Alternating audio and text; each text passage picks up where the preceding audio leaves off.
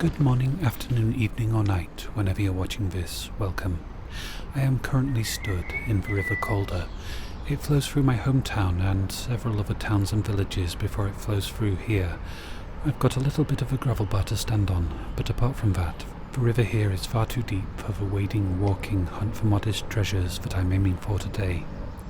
This tributary stream is not too deep though, so let us see what can be found.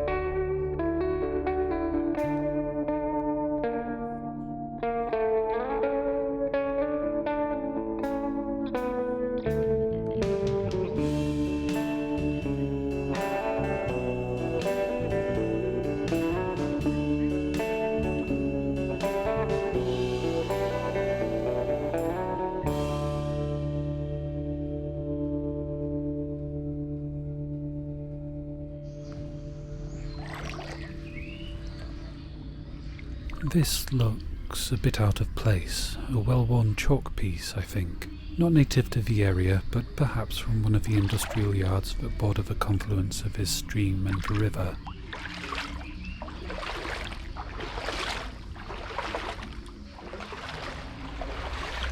The yard on my right is very noisy, music blaring from a car there, and trucks moving skips around. But the birdsong is holding its own, and that makes me smile.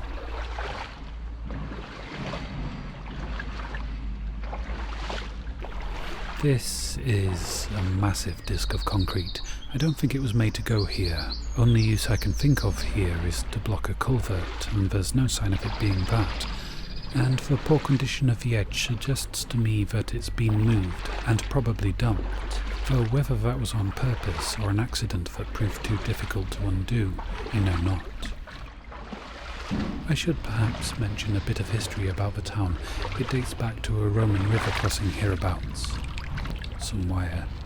After the Romans, it was a small and largely inconsequential hamlet for 1500 or so years. It grew considerably during the Industrial Revolution. Plastic. Not as much as some towns that became cities. The town is now largely post-industrial, but most of what I expect to find will be from the industrial activities here, or modern trash. And there will be tunnels in this video. This looks like slag glass.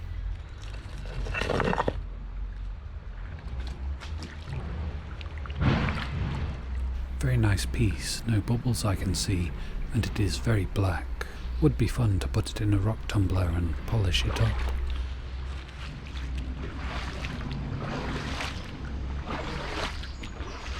Oh wow, I just almost stood on a fish. Little dark brown darting thing, possibly a young trout.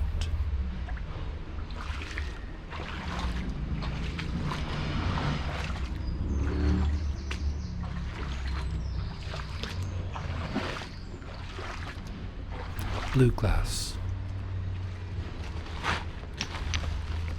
The right colour, but too big a curve to be from a milk of magnesia bottle. Maybe a bleach bottle? We'll make some nice sea glass when it's travelled another 75 miles to the sea.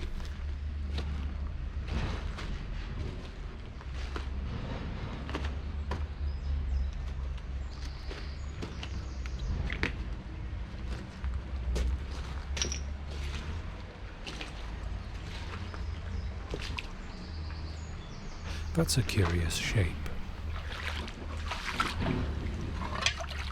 Metal. Sounds like steel. So, wheel rim off. Something utilitarian is my guess.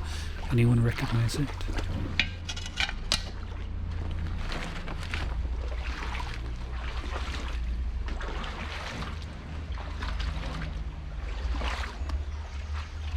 Another beach, and hefty wires hanging down the hillside. Think they're still in use. Nothing more of interest on the last beach, but just next to where I'd carelessly dropped my finds bag on this one, my first bit of copper pipe of the day. Not exactly exciting, but what I might be able to do with it could be.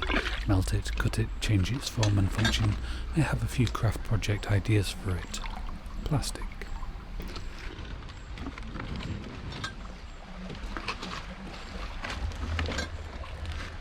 Some glass, definitely vintage.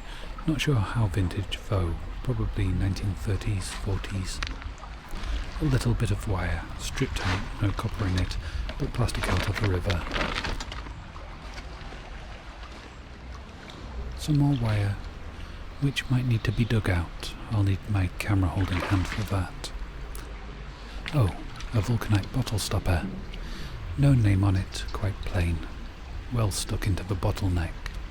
Oh well, I'll take it anyway, and maybe one day figure out what I'd like to do with the 200 or so vintage vulcanite bottle stoppers that I have. Second piece of copper pipe. Oh, that's a surprise. The design is... I'm not sure. It's not ornate enough to ascribe with any confidence to, say, the Art Deco period, though it certainly looks like it could be from around about that era to me. A spigot tap, a connector and a pipe, but what did it connect? To what? A beer barrel to a beer glass perhaps? Or gas to smaller gas pipes? I like it, and I'll take it. I turned the camera back on for this wall. It's kind of magnificent dry stone walling. I do wonder if it was all made in one go, or if the top layers were laid years later as the yard behind the wall was built up.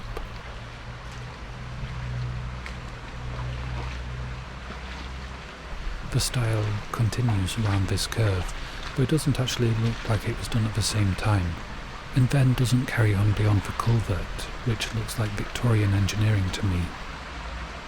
Right, please bear with me a moment while I shrug off my rucksack and one-handedly extract my torch from the front pocket. That's not nearly bright enough, let's see. And let there be light. That's better. I suspect the tunnel goes off at a right angle to the left. I don't fancy the crawl down there to find out where this tunnel actually goes. The risk is a bit high and the reward, not much. And besides, there's at least 2 tunnels to come that I can easily walk through.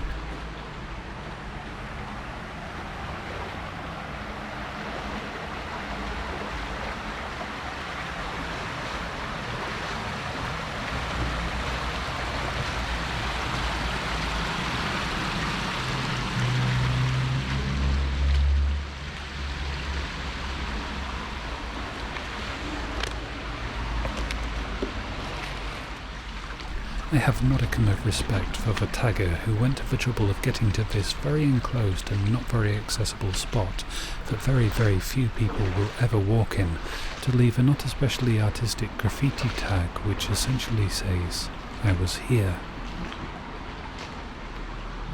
I'm going to put my bag down so I can put my head torch actually on my head.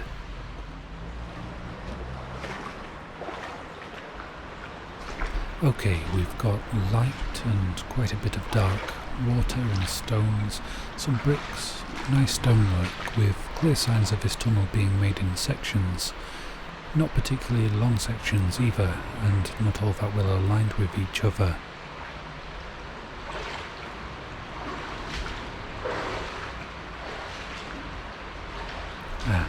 Sorry, my head darts around, quickly scanning for things of interest, but I can't move the camera like that, it would give you all motion sickness.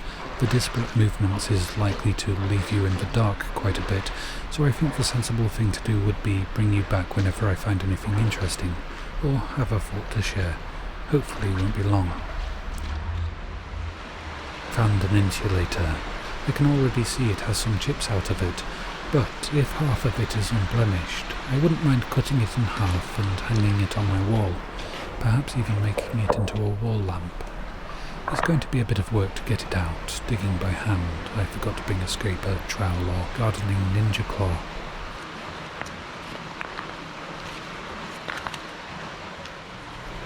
Got it. Now let's give it a rinse and see.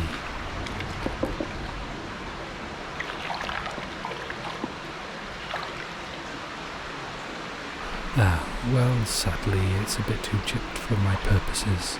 I shall leave it here, and maybe someone else will find it one day and do something creative with it that I haven't thought of.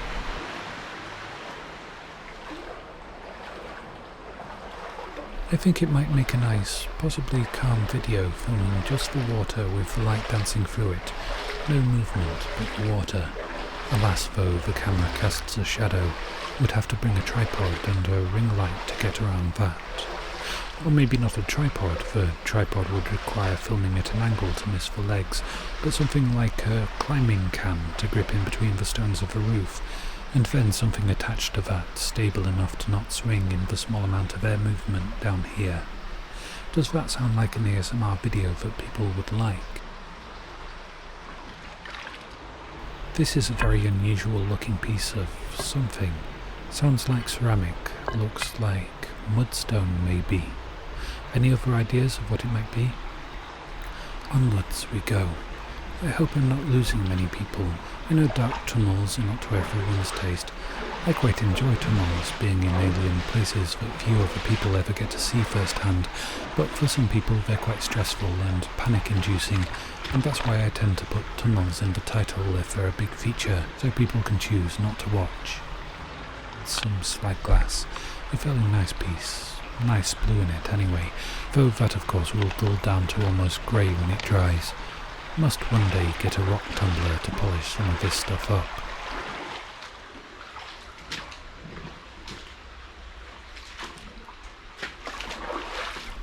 A bit of plastic.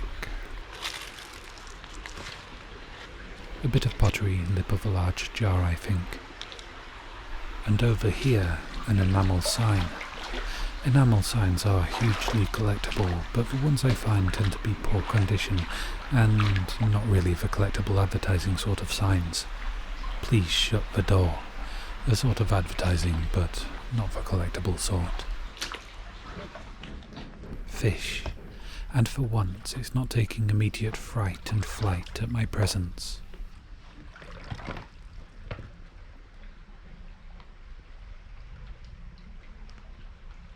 Time to move on.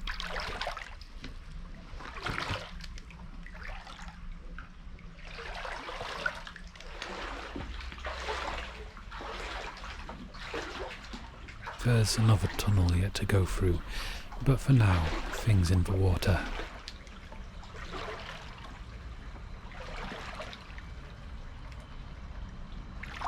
Yellow thing.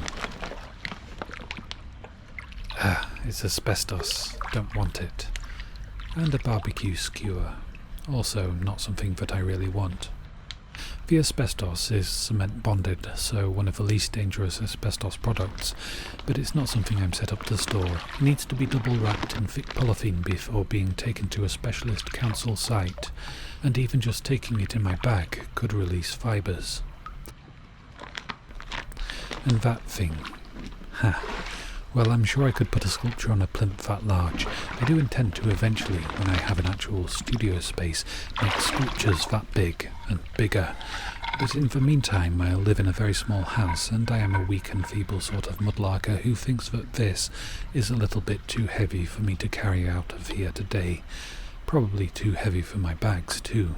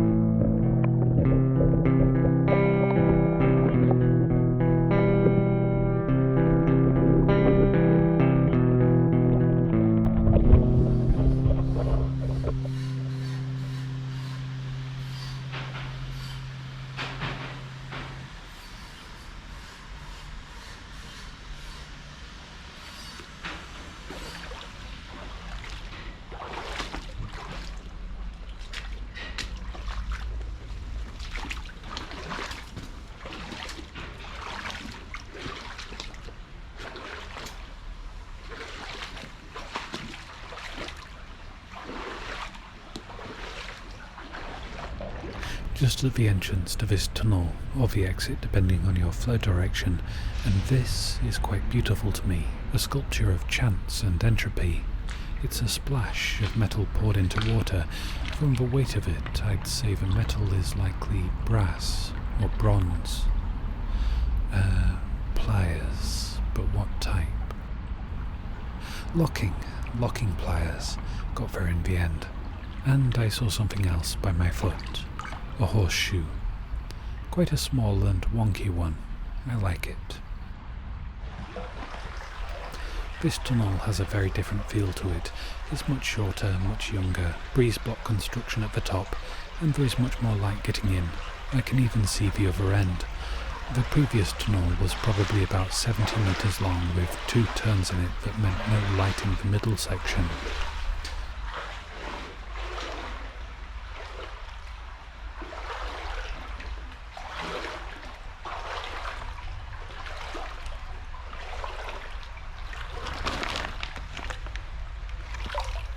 Ceramic, plain.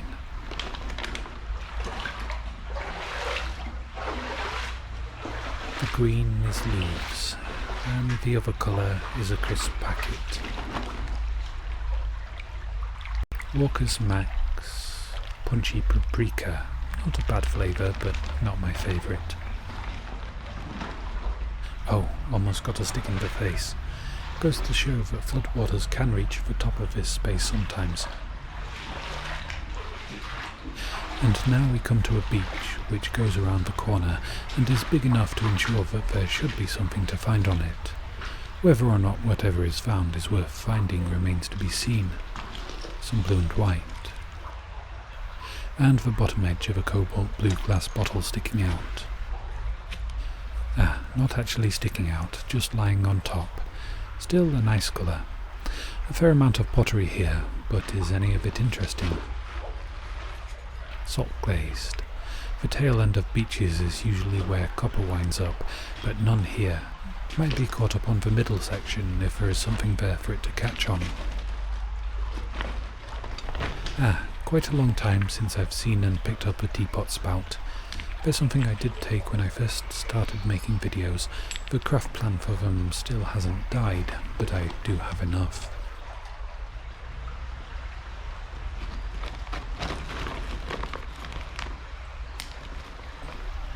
Glass, I think.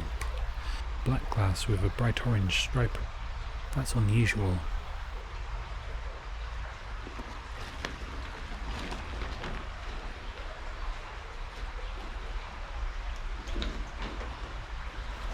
Little milk glass pot. I do want to see if it's intact. No cracks, no chips, just staining from being tumbled around in the river for, who knows, 60 to 100 years. They don't make them like this anymore.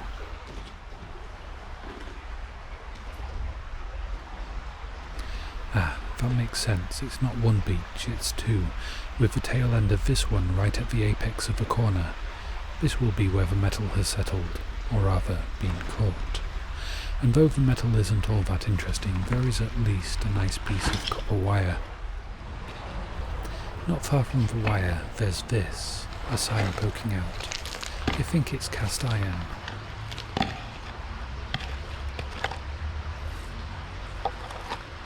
Can't really make out what it says.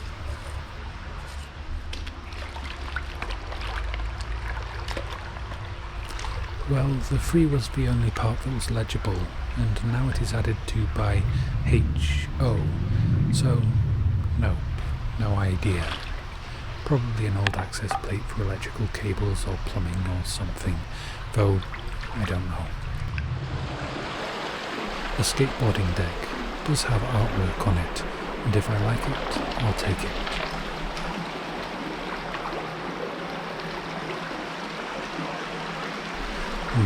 No fear. Not really much appealing about it. How about the back?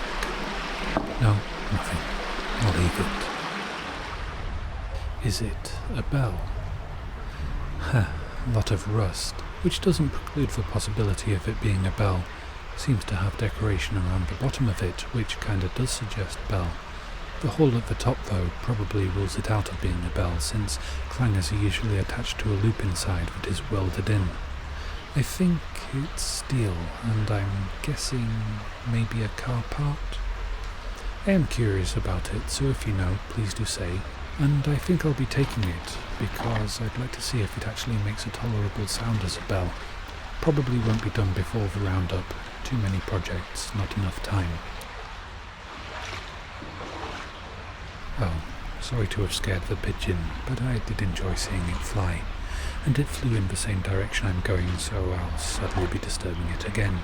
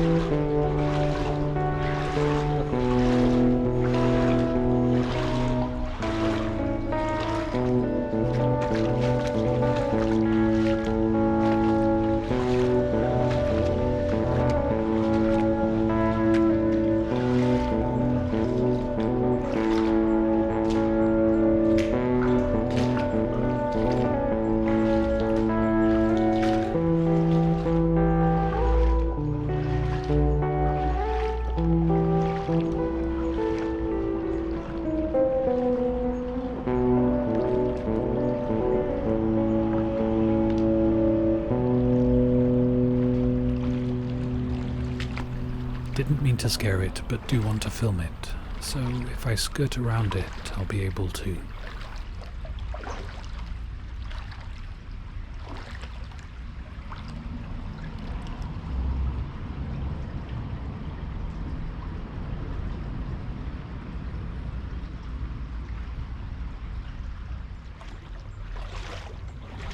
Onwards, through the cloud of insects. I do like to see such a lot of plant life and wildlife, even if it's just flying insects in such an industrial landscape. There's likely bats here too at night, and maybe otters? There's certainly enough crayfish for it to be appealing to them, but perhaps it's too shallow. Does anyone know if they venture into such shallow streams as this? Plastic. And leaves. I'll leave the leaves.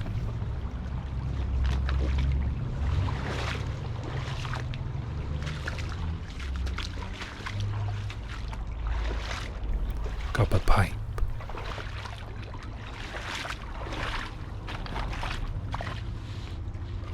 Oh, 9/10 of it was hidden, like an iceberg. Let's get the plastic first. And then the strange piece of pipe with copper wire wrapped around, and actually looks like it's soldered on. Okay, gonna take both hands.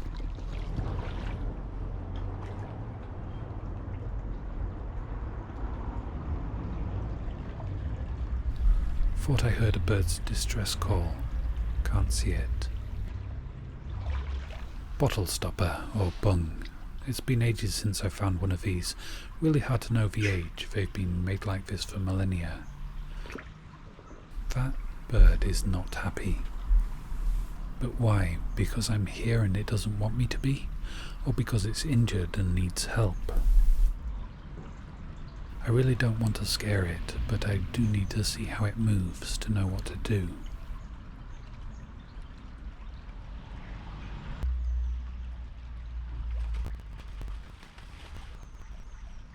Okay, it's injured and struggling to fly, but I have nothing with me suitable to carry it in, and that's if I can catch it.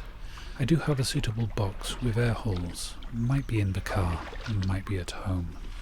But the car is parked near my planned exit point, so I think I should leave the bird here for the time being and finish my lark and return with the box.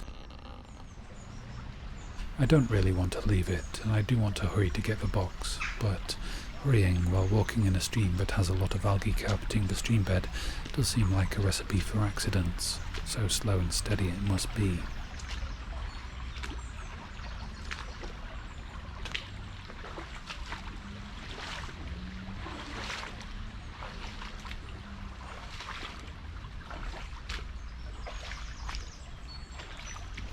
I see some copper pipe and I see some fungus. Chicken of a wood. Copper, fungus, copper, fungus. Copper first, I think.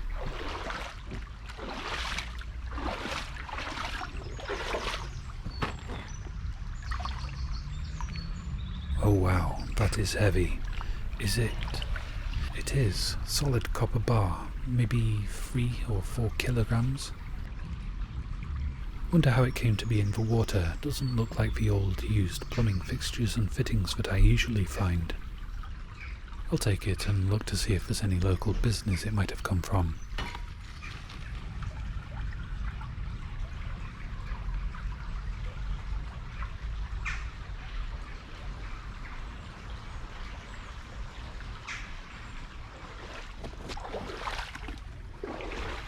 A brown onion sitting on a rock and a fishing pole sticking out of an underground pipe. Mildly surreal.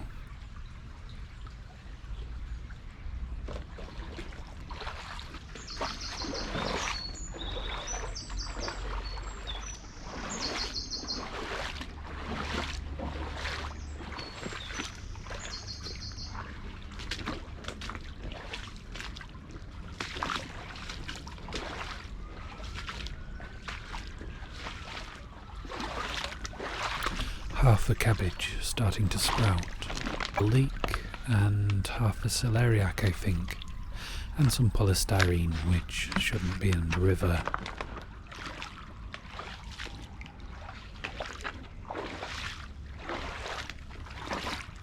Some celery. I guess none of this should really be in the river either. Food waste isn't good, but I don't think it will do the environment much harm and might be food for something. None of that was a surprise to me. I'm currently just downstream of a supermarket.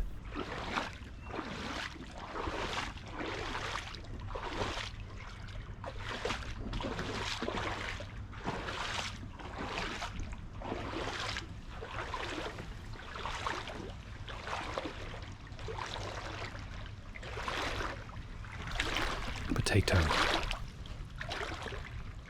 Door handle. Another leek, a carrot, and another, and another. The concentration of root tuber vegetables is growing. Quite sad to see, really. I bet a food bank could make a nice vegetable stew with all of this, if it had been donated instead of being chucked into the river. Shame on you, Tesco Superstore, Brig House. Okay, that is a battery, and that really shouldn't be left in the river. Heavy as it is, and heavy as my bag already is, I'm reluctantly going to have to take it.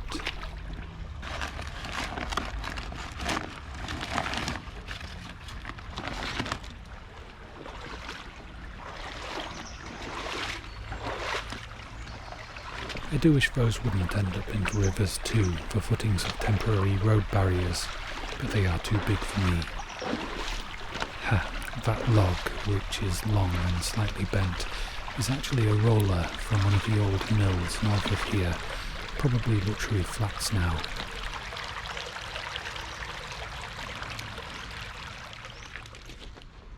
Past the supermarket now, and into a public park.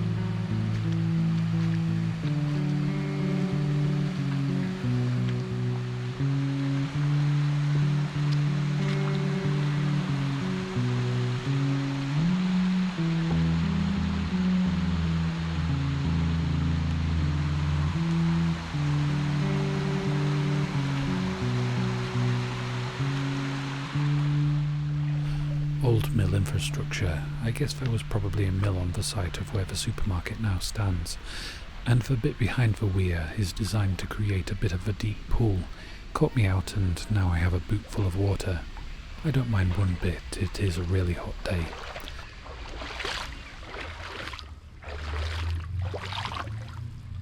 A bit of old roofing tile. Not actually all that old, probably no more than 2 centuries. That looks man-made. Is it a toy boat? Oh, I recognise it. It's a loom shuttle. A really big one that would have been used in a very large loom in a large weaving mill. So dating from sometime after 1753, which is when the textile industry really started growing here. Little woodlouse. And just checking that it's the right way up. It is.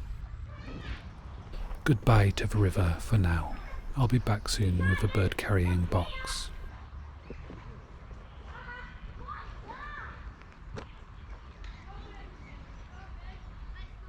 Back with the box, and the bird is nowhere to be found. And as I was passing where I found the copper bar, I saw, again, that the sack it was tangled with was plastic.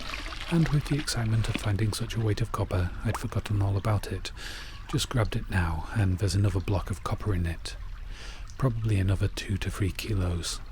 So anyway, as I wash the mud off this brick and out of a plastic sack and clean it enough to not mind too much putting it in my rucksack, I will say about the bird, it was no longer where I left it, and I walked all the way back down to where the stream meets the river without spotting it. I did meet a pair of local teenagers who were sitting on a wall overlooking the stream, and they claim they're going to keep an eye out for it. I think I'm going to come back tomorrow to have another look. I do hope it's going to be okay.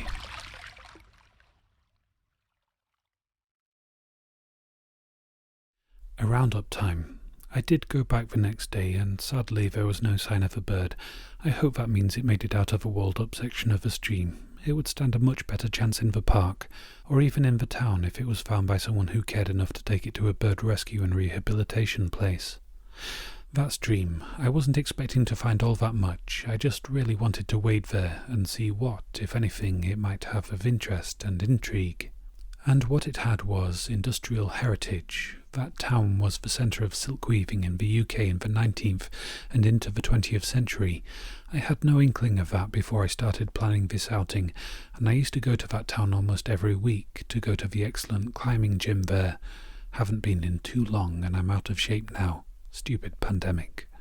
The stream also had tunnels and wildlife and potatoes, and the park at the end was quite beautiful. It's not one I've been to before, but I may well visit again in the future. And the finds. This toy car was one of my first finds, but the music coming from a full-sized car in the yard next to the stream was so loud and recognisable I had to cut that clip for copyright reasons. I found a few pieces of nice but unremarkable pottery. Still have no idea about this little bit of glass with a bright orange band. It is a bit intriguing. If anyone knows what it's from, please do say.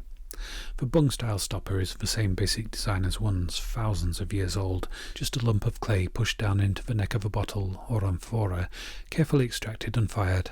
A perfect fit for one sometimes imperfect bottle. This one is probably not all that old. I would guess maybe 100 to 150. It's really hard to tell, and most likely from a chemical bottle. I do tend to find these in places near old cloth dyeing mills. The horseshoe I'm intending to put in with the next batch of things to go in my electrolysis bucket, and I'll see if I can get it any cleaner. Then, no plans beyond that. Maybe a game of horseshoe quoits, a game originating in ancient Greece, although the horseshoe variety of the game did come along a fair bit later. What does anyone do with old antique loom shuttles? They're not particularly pretty, though people do polish them up and use them as decoration. This one is probably past that. It's got several cracks in it, and it's missing a few bits.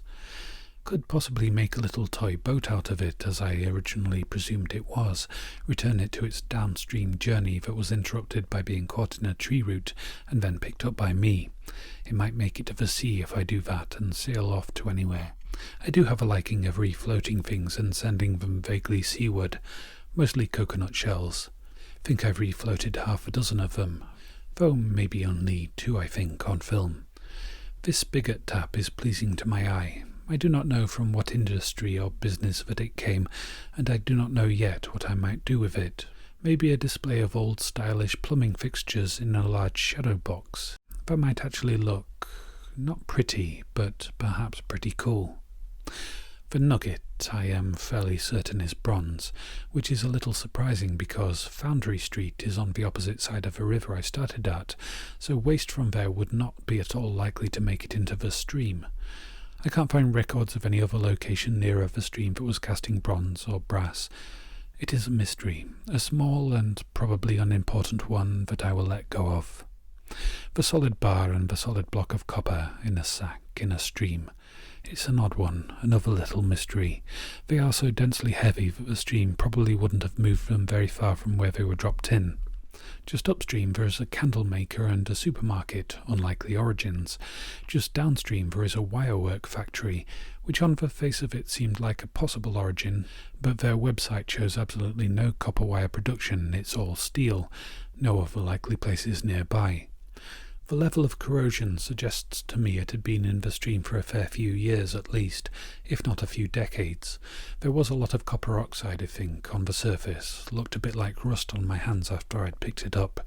That's more corrosion than on some of these copper pipes, and all of these, I believe, were chucked into the river decades ago because it wasn't wanted, at a time when copper was nowhere near as valued as it is today. The condition of the sack also suggests years, but I'm not an expert on the degradation of woven plastic strands in freshwater streams. So ultimately, I don't know if this was the result of a fleeing copper thief dumping the evidence, or someone getting rid of something that they no longer wanted or had space for, and couldn't be bothered to take to the municipal dump site. I did take a look at the police website to see if I should report it or hand it in, and it didn't really fit into any of the categories, not especially valuable, quite impersonal, not really the sort of thing that they would have the time or resources to actually actively chase down. That is the fines, and now the thanks. A big thank you to the kind people who've donated through Ko-fi. It really is very helpful and much appreciated. As a brief aside, I have considered adding a Patreon page as an option. In fact, I thought of it before I chose Ko-fi, but decided then that I'd prefer to have most of the channels I want to have up and running before launching a Patreon page. That would be Tom's Midnight Stories, where I hope to do poetry and story readings, this Mudlarking channel, a craft channel, still haven't settled on a name, and a graveyard and cemetery exploration channel with my girlfriend that would be called Everybody Dies. I am getting ever closer to all of that, so I think it's time to start thinking of a Patreon page, and if you have encouragement, discouragement, or suggestions of what you'd like from me in a Patreon platform, I'd love to hear. A general big thank you to all the people who've kindly bought things from my Amazon wish lists in the past. I've been using several of the gifts I received this week in crafting that I've been filming. And finally, a big thank you to everyone who's watched, liked, disliked, commented on, shared my videos. It all helps. I do hope that you've enjoyed this video. If you have, and if you'd like to, then any show of appreciation is very much appreciated. I hope that you're all keeping safe and well, looking after yourself and loved ones as best you can. Thank you all very much for watching, and for now, goodbye.